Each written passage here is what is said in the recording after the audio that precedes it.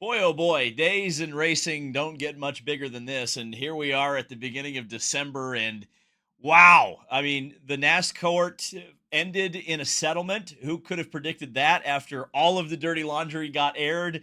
Well, I guess not all of it, but sufficient enough dirty laundry was aired that NASCAR actually settled with the team owners. That was not on my bingo card. So I'm very curious to see exactly where things go in the NASCAR world from here and what today means for all of that. Independent Sporting Council and IndyCar, though, that's something that probably not as many people are going to talk about. We're going to talk about it here. And I've got a lot of thoughts because it's something I've kind of mulled over and chewed on today. And just kind of been thinking about it, and I'm fairly positive, and we'll get into why I'm positive about it and how it's been structured. Yes, there are still some question marks about how independent this independent sporting council is. We'll get into that. Also, just in terms of the channel, really cool video coming at 10 a.m. tomorrow. Really neat thing. I'll say that. So be here on the channel 10 a.m. Eastern time tomorrow. Really cool video on its way. So let's talk about this independent sporting council with IndyCar because it's been something that's been talked about um, it's been talked about internally essentially since the Penske push to pass scandal of St. Pete. What was that, 2024, right? That created an awful schism within the sport of IndyCar racing. And there were calls then to separate Penske Entertainment from the officiating of the series. Those calls fell on deaf ears at the time. It all bubbled back up with the second Penske related scandal at this year's Indianapolis 500 with the modified attenuators, the blended attenuators. And while I think most people would probably agree that that was a much less egregious violation of the rules than the push to pass scandal was, the point was the same. And many of the series partners, the teams, were very much not happy with the fact that once again, Team Penske was caught with their hand in the cookie jar, and things had to change. And now they have changed. And we have an independent sporting council for 2026 and beyond. And IndyCar obviously put out a press release. They put out a release on their website, and they put out this really nice infographic on Twitter. And that's what we're going to use to kind of go through some of the larger points, and I'll kind of break down what all of it means. So, what does an independent officiating council mean? Beginning in 2026, IndyCar will have an independent officiating system in place for both the NTT IndyCar Series and Indy Next by Firestone. A new independent and not-for-profit organization, IndyCar Officiating Inc., has been established and will provide oversight through a three-person independent officiating board. I'm not sure they could have used independent more in two sentences than they did, but they definitely are trying to drive that point home, which I understand. And, here's the deal, though. And we'll keep talking about this as we go on, but this is still the paychecks are still coming through IndyCar slash Penske Entertainment, right? This is not like IndyCar has hired USAC, IndyCar has hired IMSA, IndyCar has hired the FIA to come in and take over all of the sporting regulations. This is still an organization owned and operated by IndyCar. It's just separate but equal, I suppose, is the best way to put it. Oversight and leadership. Now, here's the kind of counterpoint to what I was just talking about. The independent board, independently selected this week, will hire the managing director of officiating, who will lead the officiating across the NTT IndyCar Series and the Indy Next by Firestone. Two board members were selected by IndyCar charter member team owners. That means every team owner except for the team we are currently calling Prema. We might not call it Prema anymore, but the team we are currently calling Prema, and Dreyer and Reinbold Racing. Those would be the two that did not get a vote on the two board members that were selected to the Sporting Council. And then one board member that was appointed by the FIA. We'll talk about the FIA in much greater detail a little bit later. The structure ensures independent decision-making on race control, technical inspections, and rule enforcement. So here's where you have hopefully what is establishes the separation of church and state. You have the team owners, and I get that there will be a lot of people who are skeptical of the team owners making decisions for the series. I'm sure there are already a lot of comments on this video that say, well, it didn't work in kart, and this sounds an awful lot like kart. And I would probably tend to agree with you because, whether you liked kart or whether you didn't like kart, I think any comparison to kart is a little bit weird now in 2025 because the series that kart was in 1995 was a lot stronger, had more money, had more manufacturers, had higher TV rate, like everything, right? And the team owners were running the asylum at that point, and it was at a time where the water was highest. I do agree to a certain extent that when you have team owners potentially running the show when things aren't at a high water mark, that's where trouble can set in. So if you do have that concern, I understand that concern. But the team owners got to select 2 members of this council, which I guess to an extent, I suppose Penske would have had one vote on that, right? As a team owner in the series, Penske would have had some say in it. Like, that is not totally independent of Penske. Just to point that out. Now, again, Penske does literally participate in the series, and it would be odd for them to not be included in that. But you get what I'm saying. Independent oversight. The managing director of officiating will report only to the independent officiating board, which will ensure truly independent oversight. The managing director will manage race control, personnel, technical inspections, and enforce the NTT IndyCar Series and Indy Next by Firestone rulebooks. The managing director hire and more details about the new structure will be announced in early 2026. So the board members, which we haven't gotten to yet, will select this new managing director of officiating, who will then choose who, I suppose, will be in race control, tech, and enforce the rules. So really, this is kind of only the first half of this, what this new structure is going to look like. And in fact, I would say in some ways, this hire is going to tell us exactly what to kind of expect for this independent officiating council, or how independent this officiating is going to be. Where is this person going to be? What is their background going to be? What connections do they have? What connections do they not have? What's their experience level? Are they someone who is been in the IndyCar paddock, or are they going to be someone totally outside of the paddock who might actually have an ability to be truly independent? I'm very curious about who the council will select for this position. And I think everybody else is going to be too, because to me, that sounds like that is going to be the real test of what this independent officiating looks like for IndyCar and whether it will truly be independent. That's just my opinion. So let's meet the independent officiating board.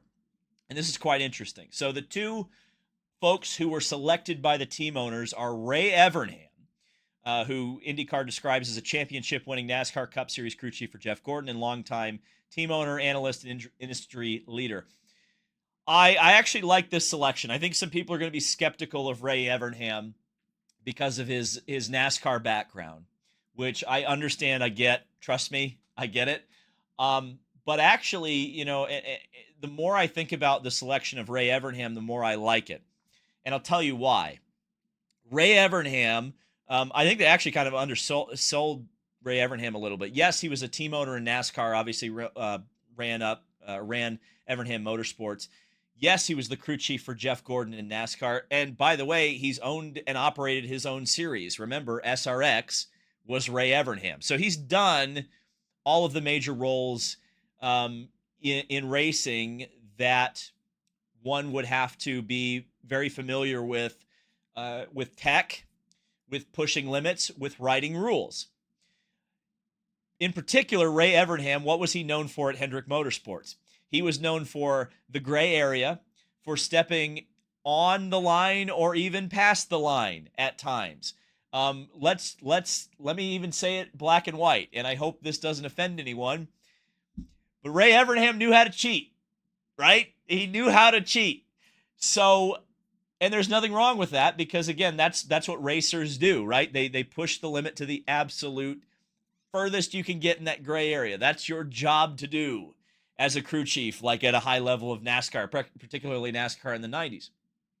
But the reason I point that out is that I think the selection of Ray Evernham is a good one, because he knows what punishment theoretically will fit what crime. Now, yes, he's not a dyed-in-the-wool, he's been in IndyCar and he knows every piece of a Dallara, and he could just, that's not the point. Whoever is the independent, whoever's in tech or is in this position of the race director can go to Ray and explain the situation, and then Ray theoretically could make a recommendation on how severe said punishment for said infraction could be.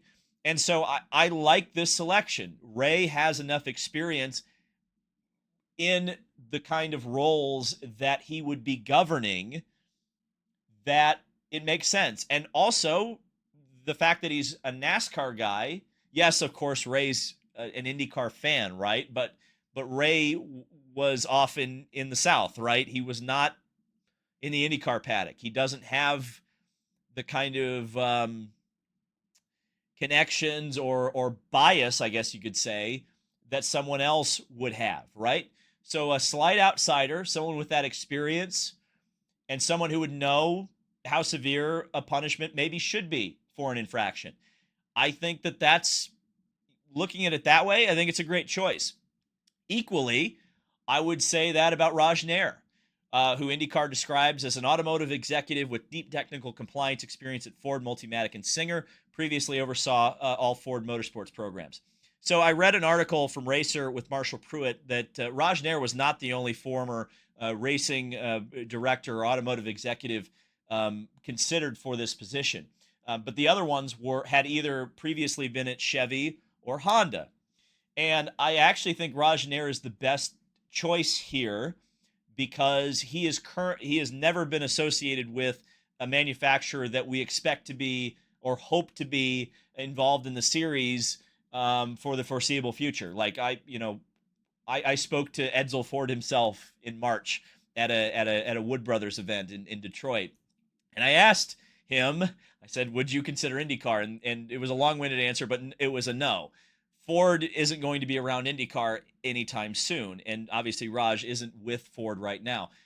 I say all this because one of the most vocal people or entities behind the scenes about an independent sporting council was Honda. Obviously, Honda has a little bit different needs than team owners do, right? Or people who are, crew chiefs or whatever. So to have someone who was previously not only with an OEM, not only in the automotive industry, but someone who was a director of a motorsport program for an OEM, I think it's a great selection. Again, if you're an OEM, whether you're Honda or Chevrolet, doesn't matter. I think if you're an OEM involved with IndyCar, you probably want someone on an independent sporting council that understands your needs. You wouldn't bring in a Raj Nair if you didn't feel that was a very important element and an important segment of your series to take under consideration. So I think between Evernham and Nair, I think you've got some really. I honestly think the team owners did a pretty good job here. I'll be honest. I think from a balance standpoint, from a making sure that all parties who are most concerned with the rule book have a voice heard, or have someone who can empathize with their concerns. I think it's pretty good. And then you look at who was appointed by the FIA, is a person by the name of Ronan Morgan. who IndyCar describes as having 5 decades of global motorsport leadership, including chairman of stewards for 100 plus international event and the former sporting manager of the Abu Dhabi Grand Prix. Now, what they don't tell you here is that his time ended with the 2021 Abu Dhabi Grand Prix. And if you're a Formula One fan, you know exactly why that race was important or perhaps infamous. The FIA part of this is very interesting. I guess we'll start there. Because it came out earlier this week that IndyCar has actually been restructured in the super license points department.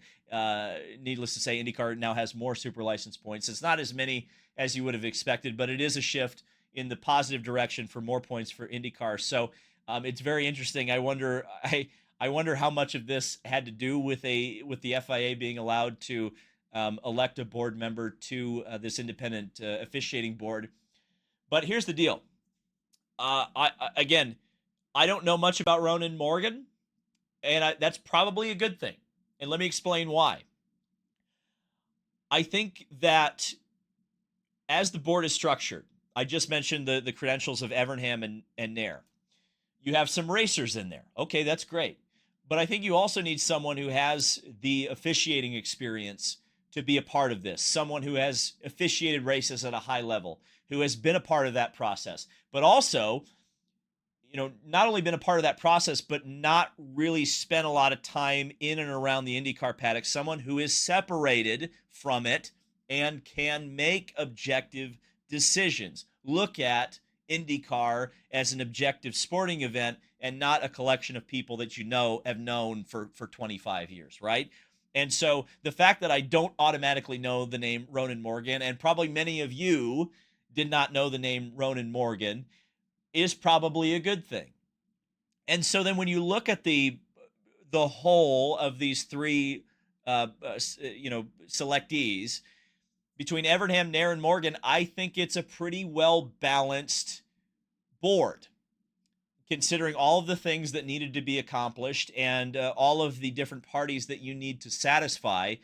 And, considering that Penske Entertainment still is a part of it, obviously in a significant way, I still feel that this is fairly independent.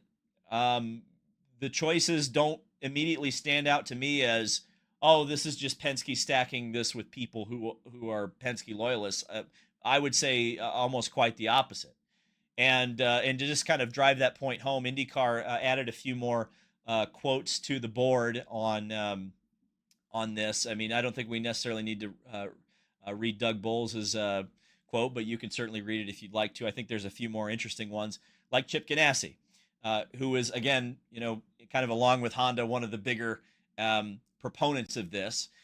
This was a thorough process, and I am confident in the independent officiating board that has been elected by the team ownership in our sport. I look forward to their guidance as they take the next step of hiring a managing director, says Chip Ganassi. We'll jump over Mark Miles and head to Mohammed bin Sulaiman. I think Suleiman. I can't never remember. I think it's Sulaiman. I always say it wrong. I apologize. But Mohammed says, IndyCar is an American icon, and I'm proud of the relationship we are building together. The FIA's independent expertise in delivering consistent officiating oversight across our world championships, combined with IndyCar's innovation, and competitive spirit, will support the continued growth of the series. I look forward to the work ahead of us. Very interesting, honestly, that the FIA is involved, but not totally in control of it. And of course, Dan Towers. I am pleased with the direction IndyCar is taking with its independent officiating. The team owners have selected 2 excellent board members, and the addition of an FIA appointee will add another layer of experience and expertise. Dan Towers, the CEO of TWG Motorsports, not Andretti Global. So I think in general terms, after a 20-minute rant about this, my feelings are pretty positive right now. Now, we'll see who they elect to kind of be the head of officiating, right? I mean, this could all fall off the rails, but I think this is a very good start. And again, until they're tested, until we have another scandal and we have to, some team is bending the rules somewhere, and we actually see, how much teeth this independent officiating board has, we're not going to know exactly how good or bad it is. But everything that I see here puts me somewhat at ease. I think that this is probably the right direction to move in. I think certainly not as fast as some people probably would have wanted it to be or to move in, but I'm feeling okay about it. And I think that's the best thing that I can say so far. And I'm curious to see how it will progress and where it will go from here. So let me know what your thoughts are on the Independent Sporting Council. That's a tongue twister in the comments section below. Thank you guys so much for watching. Remember, 10 a.m. for another video tomorrow. We'll see you then in the next video.